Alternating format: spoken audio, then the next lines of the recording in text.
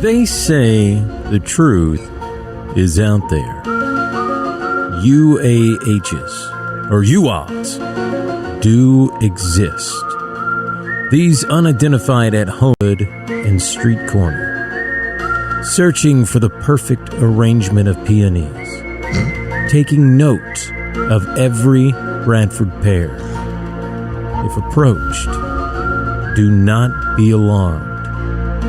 Just call 615-499-6690 and request Josh and David, the Men in Jorts.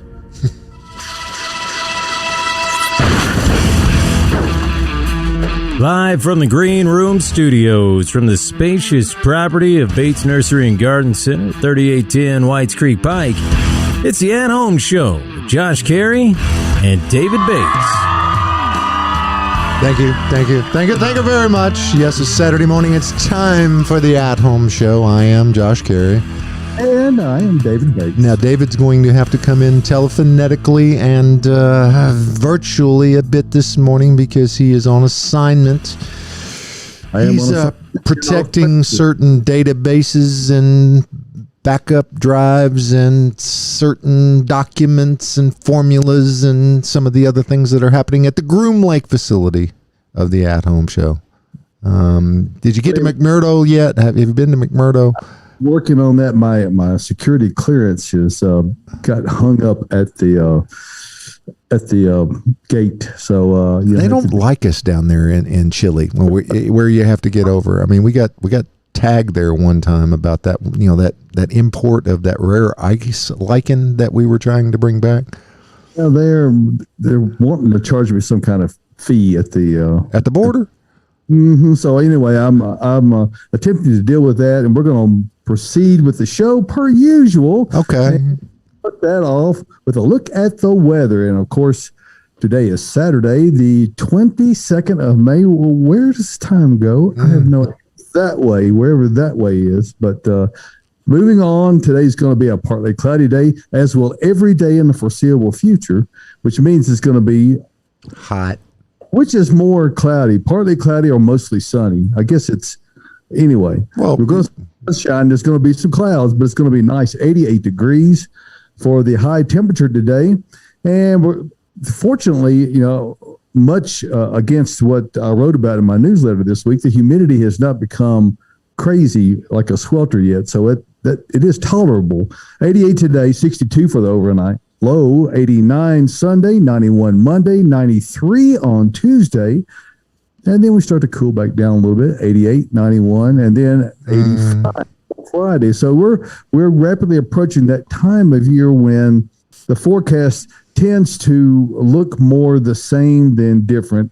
And currently it is 64 degrees here in the Music City. Sure it is. Yeah, it is. So we're grateful to be here this morning and be talking to all of you today about what you want to talk about. No. And we normally talk about landscaping, home improvement, and this day won't be the exception to that. We're going to talk about UAPs.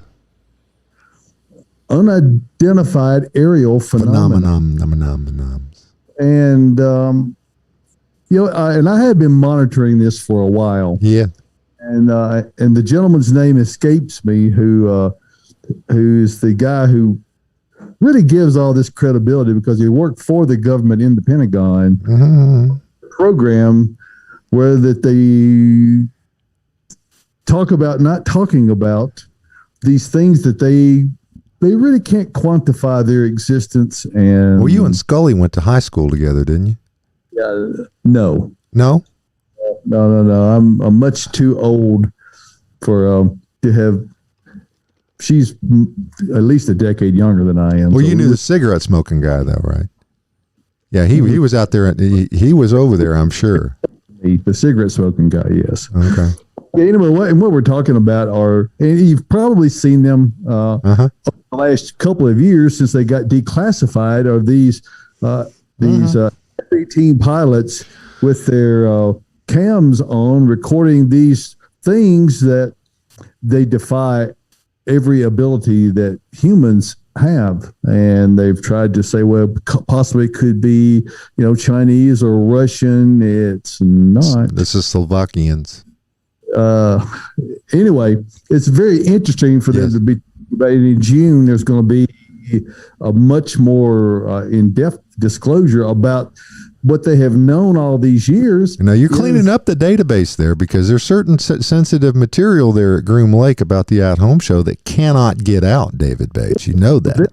There's a level of redaction that is required, and you just hope they don't keep the Sharpie out at all times where they're blacking out everything that's in those documents. But I've actually heard that this report in June is going to be heavily redacted. That a subcommittee is the only one that's really going to see everything. Yeah, well, I've heard the same, and it would seem that we're going to get the information per usual that they want us to have, but that the door is being opened ajar, just cracked slightly, enough to be able to tell the population. I think what has been,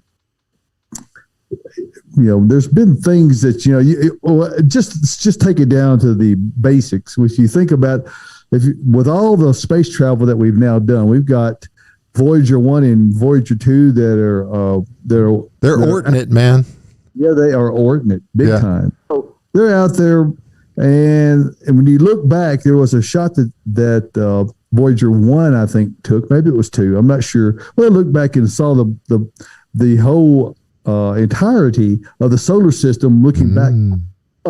And this was a thing that Carl Sagan made famous about. There was this one ray of light, and in the middle of that ray of light was a speck. That speck contains everybody you've ever known, everyone who's ever lived right there on planet Earth. And back in the insignificant compared to what the space around it is, it starts you to thinking about, we cannot possibly be the only beings, the only things in this universe, of which our galaxy is just one of hundreds of billions and billions. So those galaxies have hundreds of billions of stars, and they have many, many more hundreds of billions, if not trillions, of planets around them. So, law of large numbers says that it's a statistical anomaly that that we're it. So, can I play devil's advocate just for a second? I'm not denying the existence of aliens or anything like that, because I agree with David and with you. The universe is just, I just think it's kind of unlikely. It's highly improbable. But with all this stuff going on, I would like to say, what if this is just a distraction? Like, guys, we need to get everybody's eyes on something else. Let's just say UFOs are real. UFOs? Because none of this stuff is seen leaving the atmosphere, right? It only goes into the ocean. And they say they can track it every day. They fly into the ocean. They fly into the air, and do they go through the atmosphere? Do they go back into space? We don't know. They're zipping. Flip. Huh? You also watched. There was the YouTube video that came out that you sent out, Josh. The one that I saw, that was a 60 Minutes episode. It was this past Sunday. That was a little bit longer piece and had two of the actual pilots a decade ago, or more than that were the actual pilots in these video that were flying these planes when the video was being shot. And they said if I had been out on that mission by myself, I would never have said anything. But there was 4 of them there, and they all 4 saw the same thing. And the one pilot, he flew all the way, spiraled down to where this one was, and it began mirroring him and spiraling up towards him. He says he looked right out the cockpit. It says, hit the afterburners, we're out of here. Come on. So what do these things actually look like? So all the pictures I've seen, it looks like a shadow. It's Tic Tacs, man. Let me finish here just a second. The craft came right up to him, and they were looking directly at it. And then it disappeared. It didn't move away quickly. It was no longer there. Is this the one that showed up 60 miles away, like 3 seconds later or whatever? Yes, that's the same one. And 3 seconds later, it's 60 miles away. And it also, just before that, dropped 80,000 feet. Yeah, 80,000 feet down. So all that is to say is nothing has changed. But I think it's fascinating. I think it's about time that we now. Here's to play the devil's advocate again, Michael, from where you're coming from, is that there's this whole thing about the speed of light and covering these incredible distances. And when we're talking to a little robot on Mars, there's 8 minutes and 20 seconds, I think, or something like that it takes for the light to travel, therefore radio signal. So you double that, and if you want to have two-way communication, it's about 17 minutes. But if you send something out before you get a response back. You just get a subspace channel, man. Come on, please, people. And that's to our nearest, habitable planet. Yeah, I remember there was a movie called Passengers. It was a sci-fi movie, but they were talking about this guy woke up early out of stasis or whatever. He had to send a message back to Earth, and like, all right, we've sent it. Expect a reply in 92 years. 92 years. That's a long way to go. 615-499-6690. You can chime in now. I want to ask you guys, if it ain't aliens, how do we explain the yard boy? Oh, come on. There is proof. There's a very strong case in the for column right there. If Bradford pear trees, come on. Well, all I'm saying is these things dive into the ocean and everything else, and I'm not saying it isn't real. I'm not saying that at all. But you're poo-pooing it. No, what Michael. I'm saying is we're assuming the government is telling us the truth about something they have lied about for 70 years. Don't know that they've necessarily lied. They've just categorically denied. Okay. I mean, I don't know if I'm ready to trust him on this just yet. Okay. Speaking of Yard Boy, he's on the phone. Oh, he is. Bring him up. Yeah, he's right now. Hey, Corey. Yo. What's up? What's up? Well, we're just hanging out at the old garden center, man. You out striping this morning? Yeah, I'm fixing to get out here and stripe up a few of them. Now listen, y'all won't compare me to aliens. I'm just going to say, I ain't ever seen no UFOs, but I've seen some crazy stuff in Petersburg, and it would rival anything you see. It would be a well, you've got speed. Well, I mean, 80,000 feet in 1 second is nothing on South High Street, from what I understand. You got that right. Okay. Yeah, I don't know that I can hit that with a garden hose, but I can sure enough try. Now, explain your new speed trap that you've placed out there in the Greater Metropolitan Business District, just down there by Famous Phil's Corn Liquor Still. Well, it's real simple. I just set up with a lawn chair outside the street, right at the curb, and when they come flying by, I give them a free car wash. Zoop, zoop. Now, is this a community action program that you're going on with the Yard Boy? Yeah, it's like that neighborhood watch deal thing going on. I had one guy the other day that he kind of took exception to it, and he backed up and wanted to argue about his car wash, and I gave him a free interior detail while he was there. There you go. Okay, cooled him off. Yeah. Okay. Have you ever tried, Corey? Have you ever tried using a hairdryer to stand out there and point at the cars when they go by? Have you ever done that method? Well, I'm not going to confirm or deny that may be coming in the future. But there's some more plans being made to help control the speed of vehicles on our little street there in the coming days and weeks. Well, I want to know more about this plan as it develops, and continue to call in and give us details on that. So what else you got for us? We got an action-packed show today, Corey. We appreciate you being on. We do have another guest we're connecting a little later on. So give us what you got, and we thank you for being on today. Well, I've got a question for you, if you don't mind. Absolutely not. You can get another one. That's okay. Okay. In all of my years, I experienced something earlier this week that I've never seen before. And honest to God, it looked like the entire neighborhood was covered in what appeared to be dandelion seeds. I mean, just coated the ground. And is there a tree that I'm not aware of that has a pollen on it that closely resembles a dandelion seed?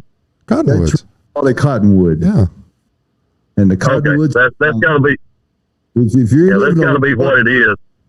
where you obviously do live in a low-lying area where there's creeks or other streams around your cottonwoods, and when the cottonwood starts flying here in the mid to late May every year, it looks like dandelions. It does look like that. So I think you're. It was a perfect spring for them too, wasn't it, David? I mean, the way that everything. Yeah.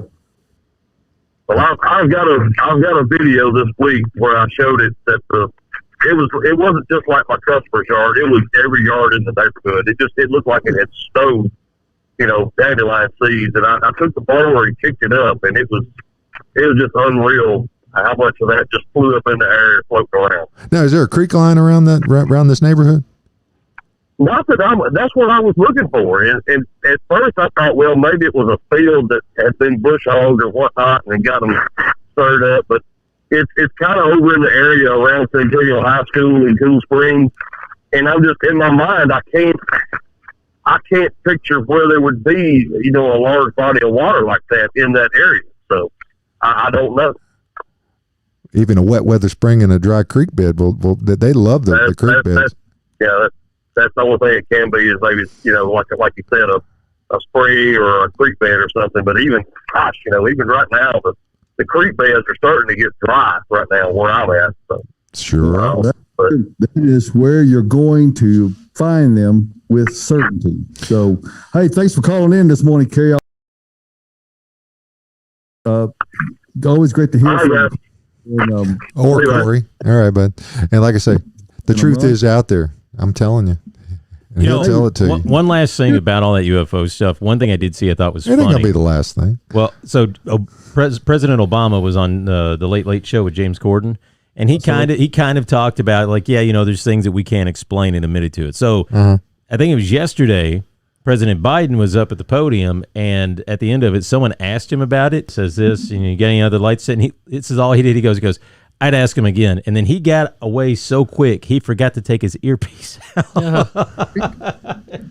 Well, that's one of those.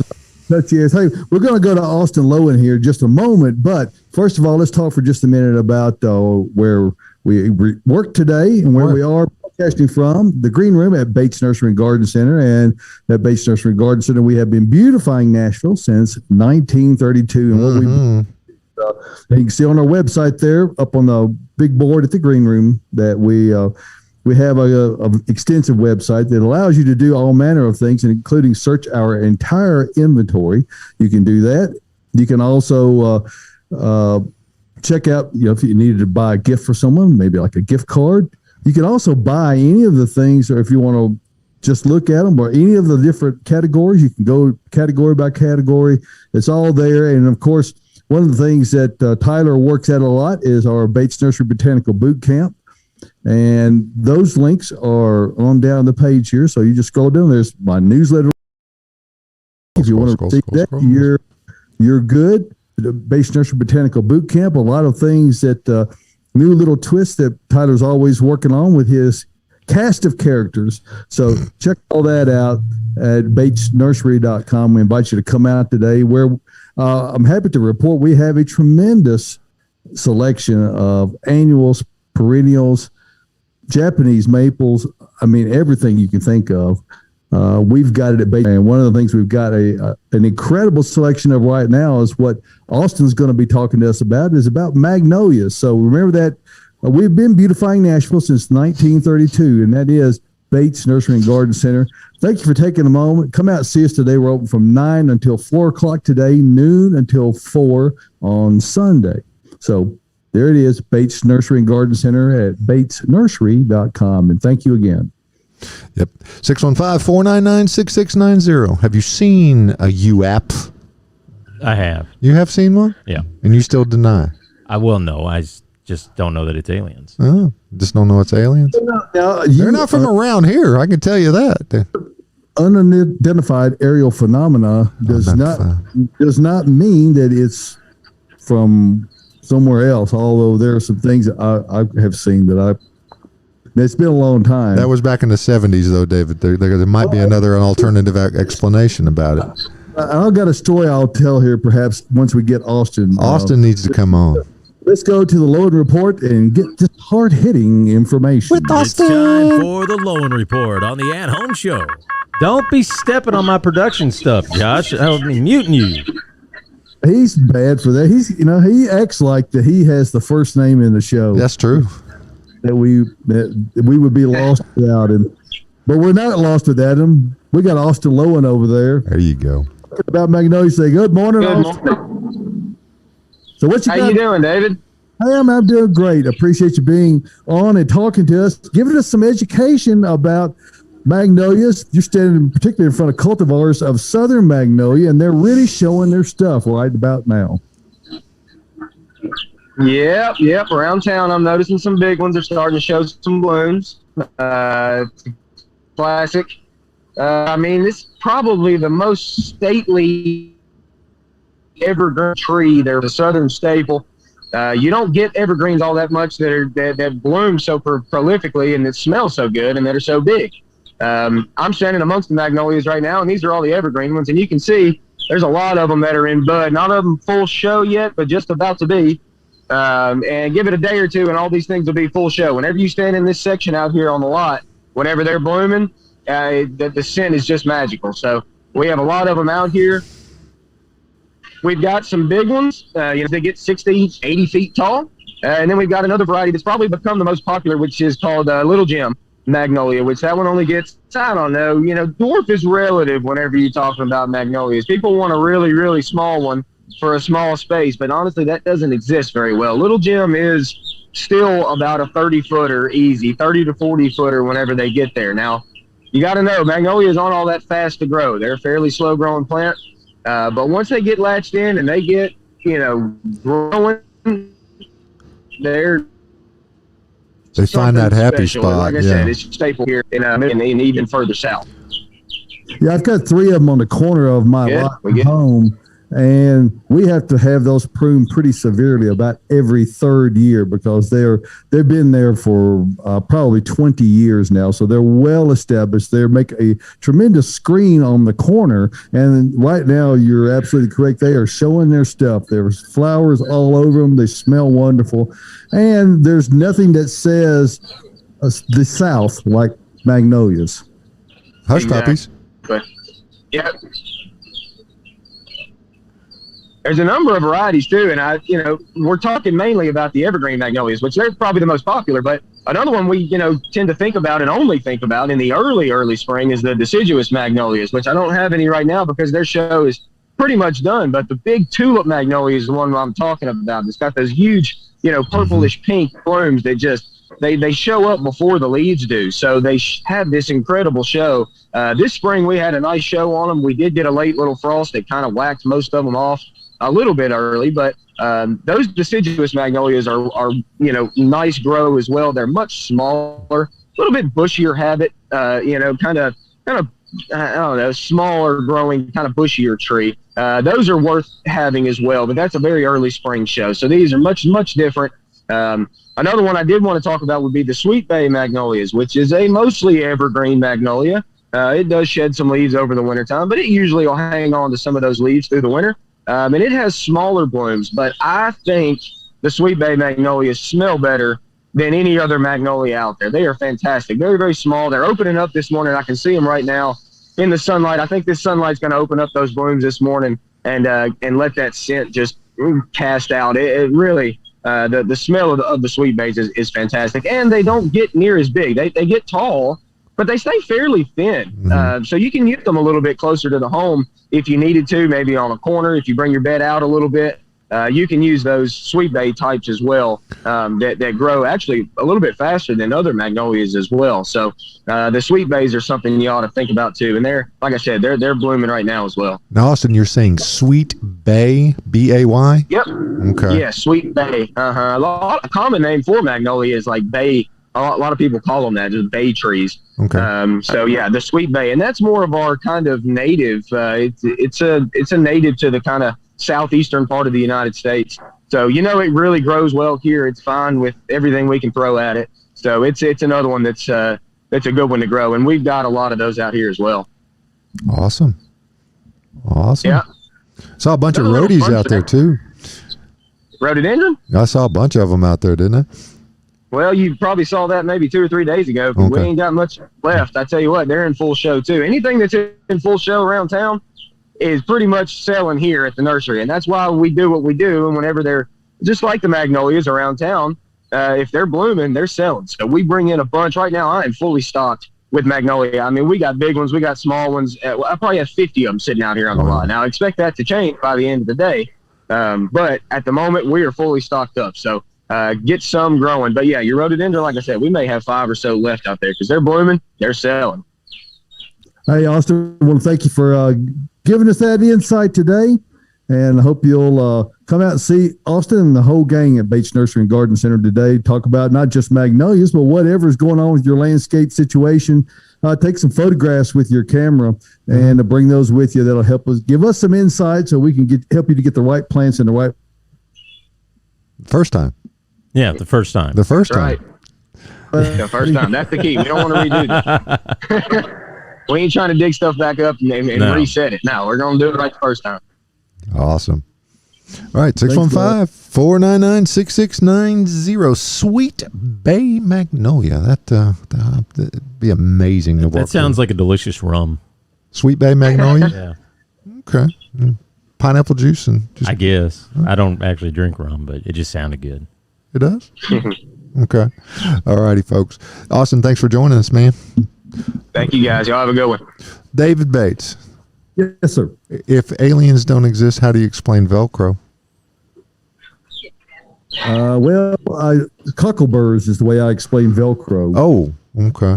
Those cockleburrs is where, as I have read it, that's where the idea for the hook and loop concept that Velcro is based on. And if you've ever looked closely at a cockleburr, if you know what I'm talking about, they're a little seed pod that comes off of a weed, but they have little spines all over them, and each spine has a little hook at the end. So consequently, if you walk through a bunch of cockleburrs, they're going to stick all over your clothes, even to your skin. If you've got hairy legs, you might get that's Michael loaded up with them. So.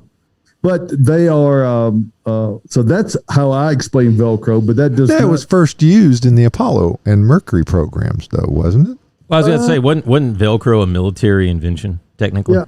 I remember as a kid growing up, the first time that I saw these gym mats, and that's the first application I saw of Velcro is putting these gym mats together for tumbling and that kind of thing. So that's how I was introduced to it, and I had never seen it prior to that.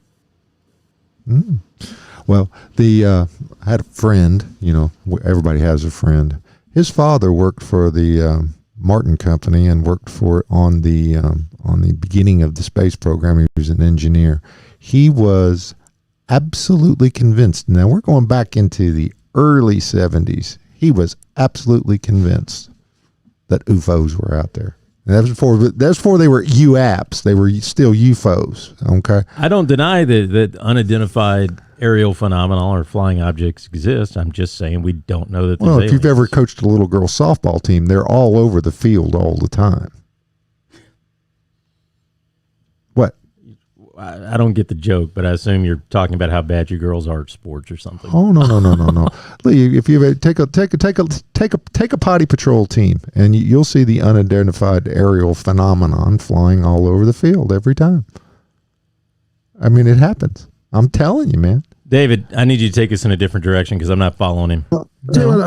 Apparently, I'm having some connectivity issues on my end. I keep dropping in and out. I understand where you're going with it, though, Michael, because Josh goes off in angles that tangents.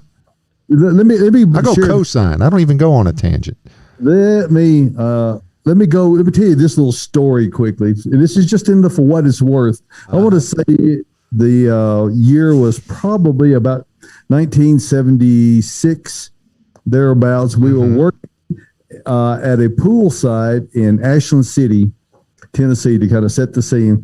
Myself and another guy were on one side of the pool, and there was another guy working on the opposite side of the pool. It wasn't a really wide pool, so we were only maybe 15, 20 feet apart, and we were digging holes, planting these plants in these areas on either side. And I just happened to look up, and this guy's name was Mike. I looked up, and he had this expression on his face. It was his jaw just dropped. And I turned and looked, and there was a silver ball. I mean, it looked like it was about that big. Looked like a giant BB. Except it was, I mean, you could tell it was, I don't know, maybe a few hundred yards away, but it was this really big silver ball. And then it went to infinity, and it was immediately gone. And then 20 seconds, no, I'd say 10 seconds after that at most, there were F-15 fighters at treetop level. They'll go boom, boom. I mean, right over the top with afterburners lit, right at treetop level, going straight the direction whatever that was went in. Mm-hmm. And I bet they didn't catch it.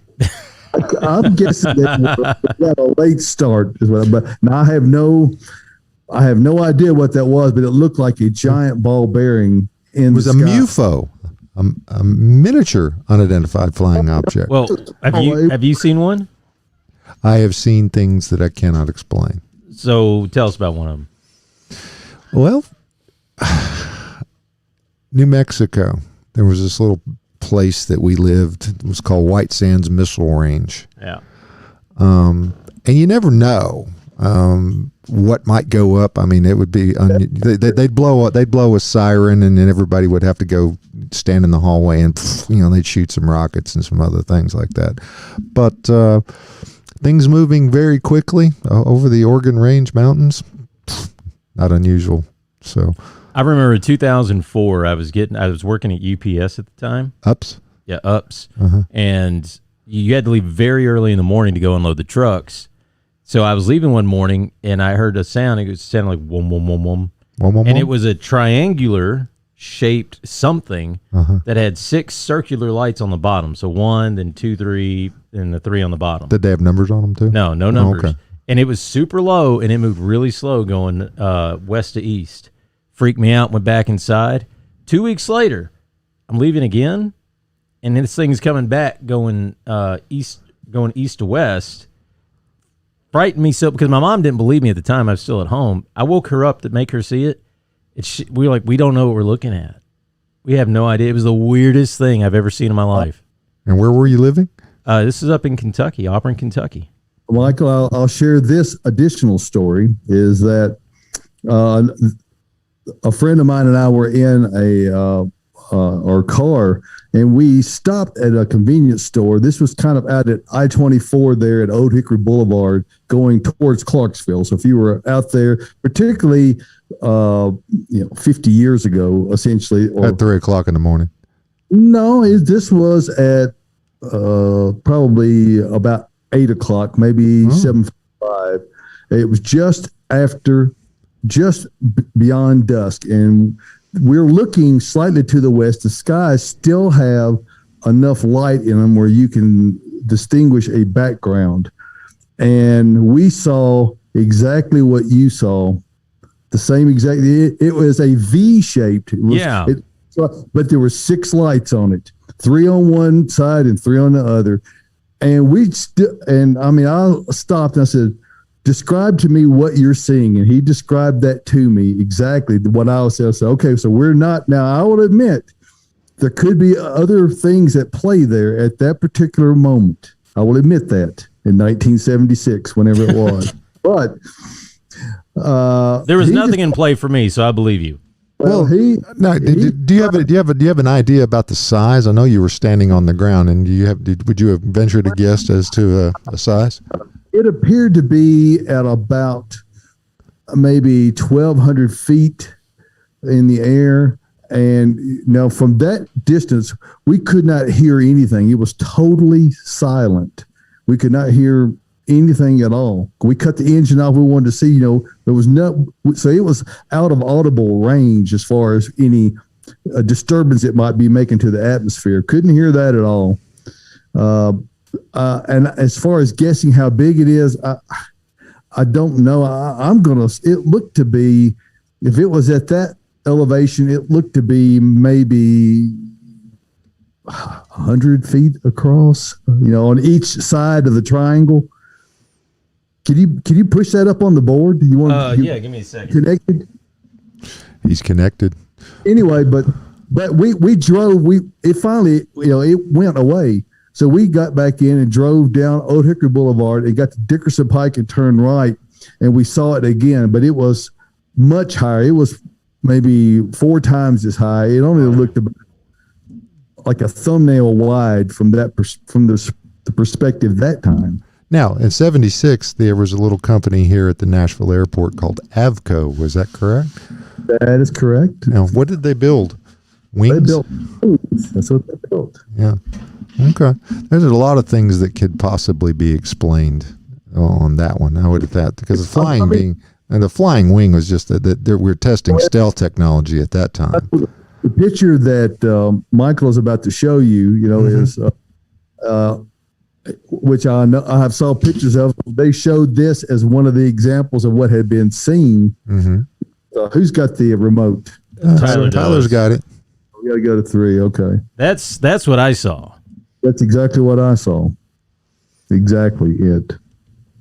No, I don't know. Hey, you guys, that's 5 lights, not 6. It's 4 lights. That's a different show. That's in my mind, I would have said it was 3 and 3, and maybe there. So that's where I don't know. I don't know if it was similar to that. But I think the mind tells you it's 6 because you look 3 down one side and 3 down the other, so it registers as 6. But probably 5 is the correct number. Now, when I saw it, it did not appear to be traveling vertically, is what that one. That looks like they're below it, or that's made up. Level. When you saw that, Michael, was it completely level looking? It was not pointed up like that. Yeah, it was like going over my neighbor's field. Just, I'm serious. Like it freaked me out. I mean, I would have a tingle down my spine if I saw that. That doesn't look like anything. Except I heard it make a noise. Like I said, it was going whoom, whoom, whoom, like that. It was really close to the ground when you saw it, though, right? Maybe a couple hundred feet, maybe. Yeah, like it was skirting the treetops. Yeah. Or that's what it appeared to be. It might have been higher, but. And the thing of it is that the revelation of this coming out, there's been so many people who've, the trained aircraft operators, pilots, have had their careers ruined because they reported such things and didn't have the evidence to back it up, or they simply the evidence just went away. So quickly, one fun fact: you guys remember the Phoenix Light incident in the early '90s? Mm-hmm. Yep. Do you know who it was that first reported that? No, tell us, Michael. It was Kurt Russell. Kurt Russell. Yeah, it was. Way. Yeah, he was flying his son home from Texas, and they're the ones who saw it, and he didn't know what he was looking at. And then he moves on to Stargate. Hey, come on. Think about it. Okay. Small world. 615-499-6690. That is the number to join this fun and frivolity. Input 1, please. I got you. Uno. Yep. And okay, so we got that connected back up here. See, that's the report. It's going to be redacted. Is what that's what that report's going to look like. Well, yeah, just like a black image. Maybe they'll use a magic marker. I mean, a highlighter as opposed to a magic marker, because there's no magic in a magic marker, right? Emphasis on it. Well, yeah, they didn't have ray guns or anything, so phasers, David, phasers. Okay, pistols. But blasters, disruptors. Let's do this quickly. And okay, do that. We'll go and on a plant rad here with Cary Gant. You guys know, but let's first talk about how do you? We're always trying to help people get the best results they can out of their gardening. And while you're out there gardening, there's no telling what you might see. We've just covered some of that. And before you dismiss what we're saying, we still are here on planet Earth, and what Earth Mix is all about is about growing the plants that we have without respect to what else might possibly be going on, because that's what Earth Mix is all about. It's an organic, sustainably produced product that is for one thing and one thing only, to help you get the finest results out of your plant products you could possibly achieve. And that is done by using what Mother Nature provides in the right proportions and adding additional amounts of mycorrhizal fungi, humic acid. So with all of these naturally nutritive inputs combined together to create supernatural compost, from that come a whole host of other products, including Earth Mix Garden, Proganics O, Earth Mix Landscape. Those are all the things you're going to want to use if you're wanting to get the most out of your efforts. And if you're interested in growing indoor plants, Proganics I is another great solution. And that, of course, is a peat-free product. It uses coconut coir and earthworm castings, and it produces phenomenal growth on your plants, and it helps them to build in natural resistance to pests and diseases. So Earth Mix garden products are available all over the Middle Tennessee and Kentucky area, and we've got new folks coming in from the Ohio area. We've got a couple of new folks. We're looking forward to having them pretty soon. I get my graphic up here. You see all the pins on the website. There'll be more coming soon. So check that out at earthmix.net to get the location of a dealer near you all over Middle Tennessee. And here's the main thing to keep in mind. You cannot buy Earth Mix garden products at a box store. It can only be purchased from a professional, independent retailer that specializes in horticultural products. So when you see the Earth Mix sign, you know you're dealing with someone who is a top-notch establishment. So remember this: success in gardening begins at the ground level when you use Earth Mix garden products, and we appreciate you taking a moment to let us talk about that. And now, I think it's time for a plant rant. Sometimes she just needs to vent a little. It's Plant Rants with Cary Gant.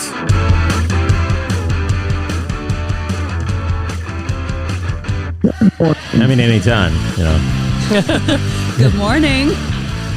Hi there. Such a rock and roll song. I think David's trying to talk, but it's not coming through. Yeah, because of the roadcaster. Oh, okay. Because that cool song. Pulled down the song. I said keep it going.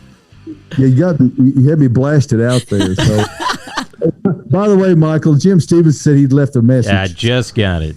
Okay, very good, Cary. Good morning, and welcome to you again. Good morning. I can't scream loud enough over the that intense but well-deserved fanfare that brings you in every week to our show. So we're grateful to have you today. There's a lot of foliage going on there around you. It's a tropical time of year. It is a tropical time of year. And last week I didn't talk enough about landscaping around your pool or creating an oasis. So I said, you know what? I'm going to come back on and talk about banana trees and canna lilies and a few other things. So if you're not into palms, you want something more leafy, something more hardy that's going to come back that you don't have to, bring in or, slowly watch die as it freezes outside. Banana trees are a great option. Though you will watch them die, they're going to come back the next year. And we have a few different varieties here at Bates Nursery. We've got some dwarf varieties that are going to be 5 to 10 feet. And then we've got the bijou, the Musa bijou, that will grow up to like 20 feet tall. Wow. So if you're looking, it's exciting. For a nice tropical look around your pool or around your home, those two options are a good one. I've got a few to my right, your left. The Dwarf Cavendish, I've got a smaller size. I don't know if, Tyler, you can see those red leaves that are coming out on the new growth. So pretty. Yeah, I can see it. It's good. And then to its right, we have a larger version of the same plant. So you can kind of see what it's going to look like as it grows bigger. Again, this is the one that's going to get to be 5 to 10 feet. So if you're wanting, yes?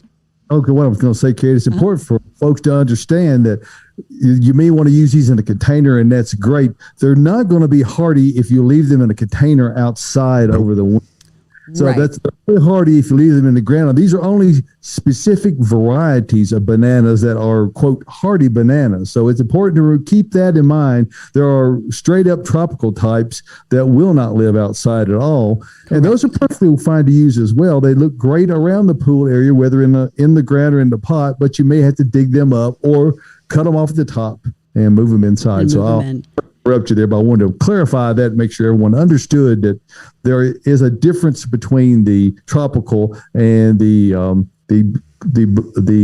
stated hardy types of bananas. Correct, which I do have a tropical to my left, the black tie. Now this one will not overwinter here. So if you want to keep this alive, you're going to have to bring it in or let it go dormant when you bring it inside. I would say if you have high enough ceilings and plenty of light, this would make a beautiful house plant.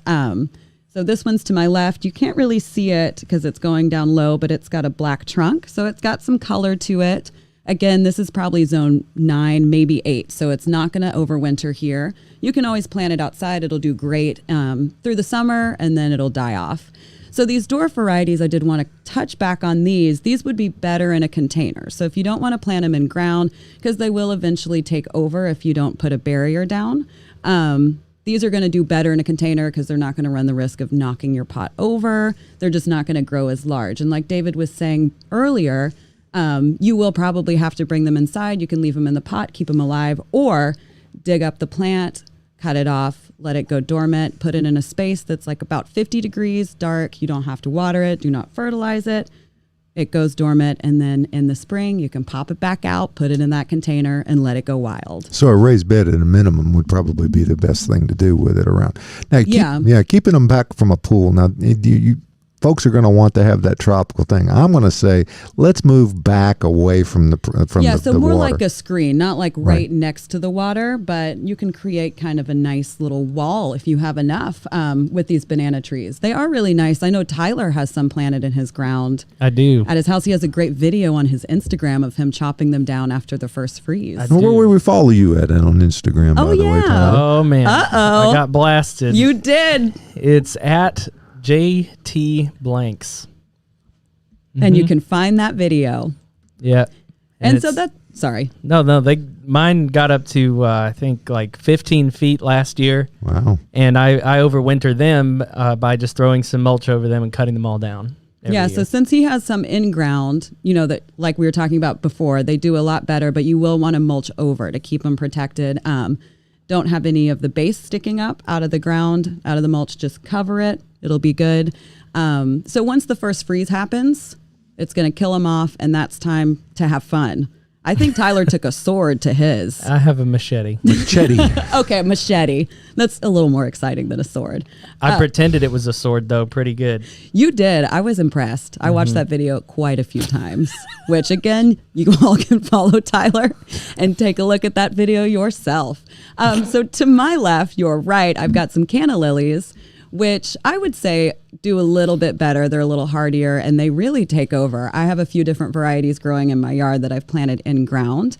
They're not going to get as tall as the banana trees, but they do bloom. This one to my left, the Island Cleopatra, she's going to have a nice orange yellow bloom. They usually bloom like midsummer. One thing that you do have to watch with them are Japanese beetle.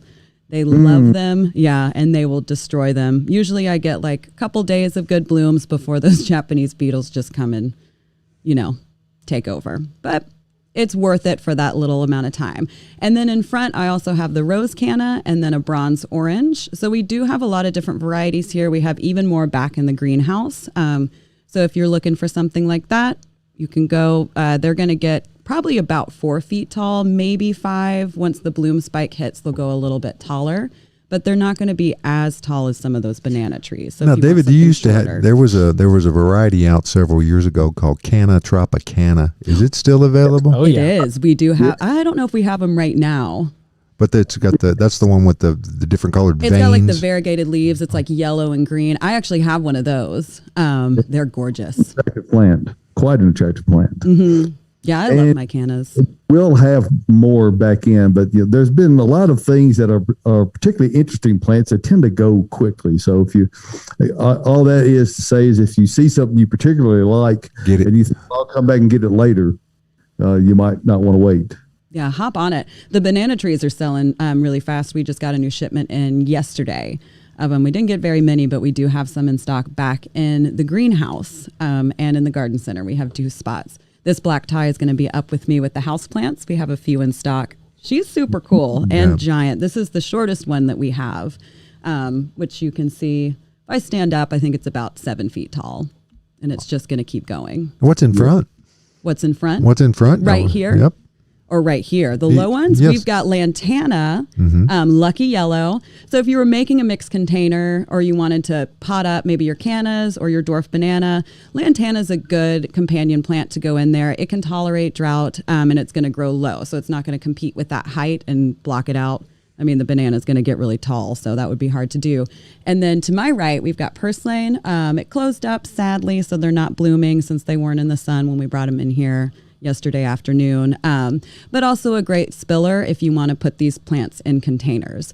And then if you don't have a lot of sun, you like this foliage, I've got some mojito elephant ears that are going to tolerate more shade. So they're not going to want to sit in full sun, maybe 4 hours of sun. They're going to do better in morning light. But if you don't have as much sun as you wish you had and you know, are thinking, I want a leafy plant, but I don't think it can happen.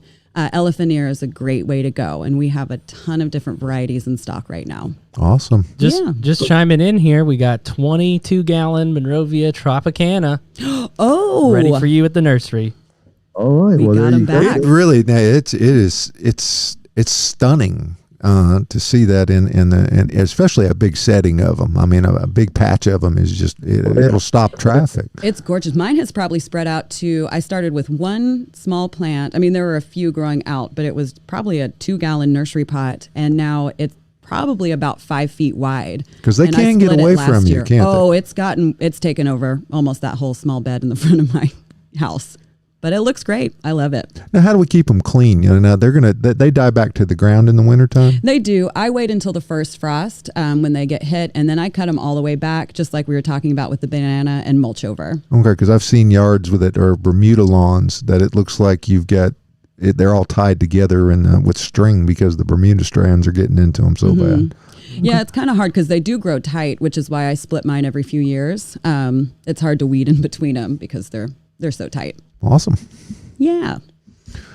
So there's a whole lot of ways to get the look that you're wanting to get out in the backyard, patio area, by the pool, doesn't matter. Tropical things and selections that are perhaps not flowering, but give you great foliage and great accents to your landscape and other plantings there. So think about bananas. They're a great choice, and there are hardy varieties available, but no, you will not get fruit off of them. So nothing for the cornflakes. Well, you'll probably get flowers. We do not have enough season here for that fruit to ever mature. You might get some little bitty green ones, but that's about it. Yeah, we do get that question a lot. Do they fruit? And yeah, not here. They're not going to get enough of that hot weather and sun to make it happen. What color are the blooms? They're kind of a reddish color, if I remember right, from Florida. I've seen them, or yellow, kind of orange, yellow color. They're not, the flower is not really showy. Yeah, it's not showy at all. I mean, I'm sure there's some specific birds or insects that pollinate them in the tropics, but I don't think that I don't know what would pollinate them here. Certainly nothing that would be normal or naturally occurring. So alien technology to have to get the fruit and on the banana trees in Middle Tennessee. There you go, bringing it back around. Cary on here, and we did not discuss or plan this. You know, we've kind of had this theme today, Cary, about things that you've seen in the sky that you cannot, you can't quantify. She did her homework. I did, and I wore kind of a space themed shirt today. So I did do my homework. So do you have a personal experience? I don't really have any. I mean, I've seen some stuff at night. I live out in the country now, so I have seen some weird lights coming over, which I've seen forever because I've spent a lot of time out at night looking at the sky. Nothing that really comes to mind, though, but, they're out there. They are. The truth is out there, too. Maybe not in here, but... Okay. There may be those who are watching right now that believe we're all out there. But that as it may, there's nothing more powerful than the pure, unmitigated truth, and that's really all that any of us want. Is we just want to know what the truth is, and if there are entities of whatever they are that are coming from elsewhere, it'd be nice to know. Here's the big thing where I come down on the skeptical side, that obviously there could be forces and technology at play that it is so far beyond our understanding that can't explain it, is the distances and how can they possibly get here from wherever. Well, the one thing about it is, David, is that the little green men, they're going to have green thumbs, so they're going to love plants, yes, right? They're going to have green thumbs. Now, they may have 5 of them on one hand, but I mean, that'll all be okay. But we have another special guest joining the program. And thank you, Cary. Thank you. As great as always. We have a former producer of the At Home Show, Jim Stevens, world traveling reporter. You're in Cleveland, Ohio this morning, though, aren't you, sir? Yes, sir, I am. What are you doing? Well, this morning we are prepping to have a new patio laid in the house. Okay. So this is the guy of action, folks. He's a guy that you're going to have to really. Now, it's just a little background. Now, you are an Army Ranger. You were back in the day, correct? That's correct. 40 years ago now. 40 years. So you're glad you don't have to go through all those obstacles you had to go through to attain that certification. He just did a tile job. Are you sure? I always say is you got to be tough to be a ranger, and he's got some projects going on that I go, man, that's impressive. Well, we got the drainage in. We needed that because we were having some problems. We've talked about that before. So that's all done in. And what I'm doing now is, since the patio is going to be going in some of the area where that drainage went in, I'm actually got the rototiller out here, and I am rototilling down what's left of the bump in the ground for the soil, and spreading that out across the lawn. Hopefully, I'm going to save some of it, and when we get a good rain up here, I'll just use it to fill in some low spots. Now, there's another thing about Jim. He spent a lot of time on an airplane, David Bates. Now, Jim, have you been monitoring the program? We're talking about this new the report that's coming out about the UFOs. Yeah. You ever seen anything weird? Nothing I couldn't explain. I'm afraid not. Sorry. I think my favorite one of all, though, is out in Hawaii. We were out at night at Kilauea looking at the volcano. What was that again? It was in Kilauea. Yeah, and there were a couple of young ladies in front of us, and one of them pointed up and said, "Oh, look at that satellite." And I looked up, and it was everything I could do to say, I don't think satellites have red and green navigational lights, nor do they have strobe lights on them. It's not really necessary. The overwhelming majority can be explained. I mean, that's a certainty. Venus gets more credit for being a UFO than probably anything else. However, apparently there are some things that the government's prepared to announce that they're at a loss to, put it in a spot. They don't. Yeah, I think you'd have to be foolish not to think that there aren't, species from somewhere that are a lot smarter than us that are down here just checking us out. And the reason they haven't made contact is because they are smarter than us. Yeah, that's true. Especially people from Cleveland, right? Yeah, that's true. All right. But no, you did a great job. Now, Jim has also been known to do a little, what do we call it, backhoe plumbing and electrical work. I mean, didn't you shut down the entire Harris County power grid one time? Got the neighborhood, that's for sure. Hey, you were talking about travel. Travel starts up again here next month. I'll be calling you from Scotland. Oh, my goodness gracious, yes. Do you know what date will be yet, Jim? Yes. Do you know what dates he's going to be? It'll be the third week in June. They're supposedly going to open up the UK on the 21st of June, and we're going to get there on the 22nd. Awesome. Now, Stirling is what I'm going to encourage you to go find. I've heard it is absolutely the best place in the entire country of Scotland. Stirling. What? Stirling? Well, I'll have to ask my friend about that, because we've been a number of different places. I'm in Aberdeen. I'll tell you, if anyone out there ever gets the opportunity to go to the Isle of Skye, take that opportunity and do it. It's one of the most beautiful places on earth. Yep, and then they got the stuff that flies up out of the North Atlantic out there too, from what I understand. Now, yes, that's true. It's where they swarm the Navy ships and then go into the water. There you go, man. All righty. Jimbo, thanks for joining us, my friend. Go ahead. I wanted to ask you, did you like that tile? I love that tile. Isn't that beautiful? Now, Jim, we'll have to I'll have to save the images, but we'll show them next week. But I mean, the pattern that you did, that was it's unusual, which is what I like when you have those things. And we're going to do a hearth project as well, but we're going with a little bit smaller type of a thing. So I'm not brave enough to try it myself, because I've got my project manager at the household would probably not approve. So, but well, as I told you, I think I got $500 in that tile job, and I've been willing to bet it's going to add $2,000 or $3,000 to the house. Absolutely. So it's well, the fireplace is the fireplace is really cool looking too. So, but the rounded fireplace. Yeah, a lot of people say they haven't never seen a curved fireplace like that before. Awesome, beautiful, Jim. Great to hear from you, buddy. Talk to you. Nice talking to you guys. We will give you a call from Scotland next month. Yes, man. All righty. Yep. He has called us from Chernobyl. He has called us from Thailand. He's called us from Australia. He's called us from all over the place. But hey, you know what? It's coming up on time. Well, real fast before we go. Real fast before you go.